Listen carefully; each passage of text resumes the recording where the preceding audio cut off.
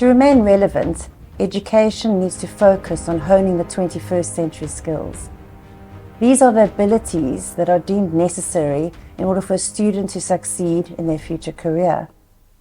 To list a few of these would be critical thinking, collaboration, communication, creativity, social skills, leadership skills.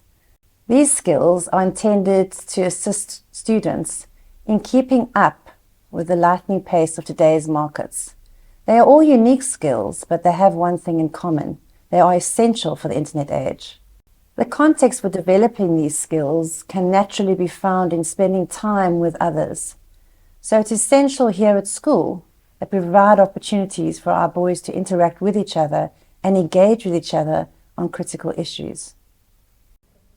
At Bishops, we have some wonderfully modern spaces, but we are restricted in that we do not have a venue for a group larger than a class or more. We're short of a large area for collaboration of multiple classes, for large presentations, conferences, the big ideas, team teaching or master teaching opportunities, permanently set up for presentations, video conferencing and streaming, debating, Olympiads, maths, law society, science cafe, meetings, exams, inter-house events in our Stateford.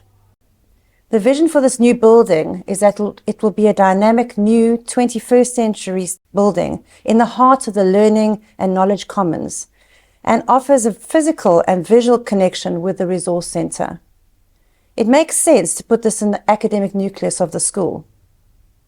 At present, we have what is called the new lecture theatre, which is an existing building that has capacity but is not being utilised, because the raked seating is impractical. There's insufficient space for a grade. There's a lack of ventilation and light. And the multi-levels and unsightly surrounds are difficult to navigate for physically challenged people. We plan to extend the area and link up the resource centre to use the library seminar rooms as breakaway rooms. We will demolish a small low-ceilinged classroom for additional space, Miss Goebel's room at present. We will expand the BSU courtyard to incorporate and level out multi-levels that are there. We will establish links to existing classroom blocks to facilitate comfortable movement between buildings in poor weather, to allow access to the end block, also from the new building. An overview of the building is shown in a diagram. It will be 3 stories, with the brown on the left indicating the library side of the building, and the green on the right indicating the collaborative spaces that we are including. The yellow is the circulation tunnel that has always been there, fondly known as the wind tunnel. The feeling of the building will be that the bottom floor will be the noisiest, and then it will get quieter as we move up to the focus and quiet spaces at the top. Size-wise, the large gathering area at the bottom will be 1.5 times the size of the old gym. In more detail, the ground floor. We see the old ground floor of the library on the right. Also, we have the IT help desk next to it. In the center, we have what was called the wind tunnel. And on the left will be the large collaborative space. It will have flexible seating, which is permanently present in the room, and tables on wheels. The room will not have a fixed format, so as to allow for a creative and original organization of the room each time it is used. There will be freestanding TV monitors, which can be moved to wherever needed.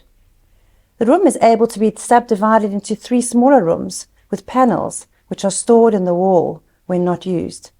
The size of each of the 3 rooms, if we subdivide, would be about 1.5 times the size of one of the big maths classrooms in the N block. In more detail, the first floor. Size-wise, the collab classroom on the second floor will be roughly the same size as the old gym. It will join with the existing library mezzanine levels and the breakaway rooms, which will be able to be accessed on both sides, from the library and from the collab room. We are thinking of high tables and comfortable chairs and movable monitors, as can be seen in the picture. The library mezzanine level will be much the same as it has been at present. The IT Resource Centre is situated here as well, so they can be on hand to assist with the use of IT integration into lessons in the new venue. The second floor in more detail. As mentioned, this floor will consist of a staff room and the quieter part of the library, aimed at focus and work. It will be about 80% of the size of the old gym. We've allowed for some fairly soundproofed nooks and also a beanbag area to relax in. Around the outside will be a counter and comfortable chairs and useful for individual work. This is a wonderful addition to the library, which is always well utilized. On the left is the staff room, and we're yet to decide what will be the best way to use the old staff room when the time comes. Finally, an idea of the skin. The skin is the general look of the building. This is the projected view when having the Piley Reefs behind you. Note that all the large trees that are in the area will be protected. The venue will be light and airy and have much glass as indicated. There will be a slight overhang, which is designed to keep the building cool and stop the glare. The entire building will be wide and ready for aircon and biometric access. We first need to look at these factors and decide what are the best options. You see desks through the window. These will not be there. As you recall, we will have flexible seating. There will be a lift access for physically impaired people to utilize.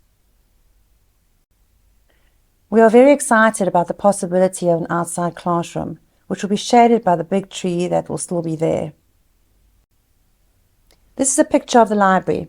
We're essentially adding another floor to the library, and so this is what it looks like if you have the theatre behind you. So what happens next?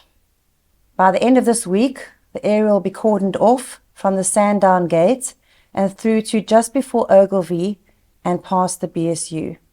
You'll see in the diagram that you'll need to access your houses from the Avenue Fields and use the entrance to the N block near Burt. The construction people will be restricted to their area and isolated from the rest of the campus. They will have security cards and distinctive vests indicating they're part of the build. There will be additional security on the campus. There's been a lot of work needed to get ready for the project. I must pay special mention to Mr. Jonathan Holtman and Mr. Jody October and the grounds and maintenance teams who have worked tirelessly over and above their normal roles and with such enthusiasm and good spirit, all for the benefit of everyone here and those in the future who are going to share in the opportunities that this space will provide. Many staff have been displaced, and we're grateful for them being so accommodating and understanding. Mr. Tucker to the choir loft, Mrs. Withers to Mr. Tucker's N-block classroom, and Mr. Hale has agreed to be an itinerant teacher until the project's finished, and we thank him for his generosity of spirit. We have some new venues that have managed to spring up in the last while. The top two pictures show Mr. Best's new prefab at the top. In the second row, you can see Miss Goebel's new biology lab, which she will use going forward, even after the build. And to the right of that, we have the new computer lab, which will be used going forward. At the very bottom on the left, we have the temporary IT help desk in Mrs. Withers' old lab.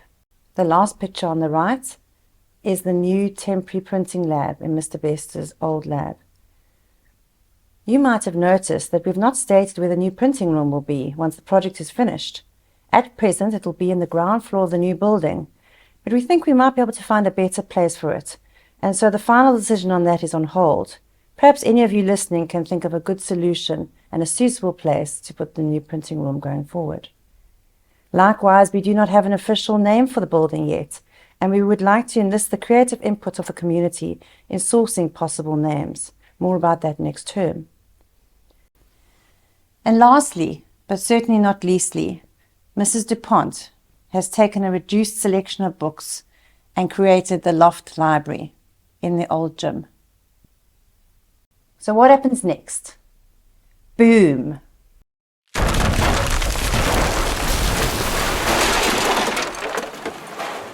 I know that I've disappointed many of you because there is no dynamite and there is no wrecking ball. I myself was disappointed around that. They do what they call mulching, which is like crumbling the building until it is lower.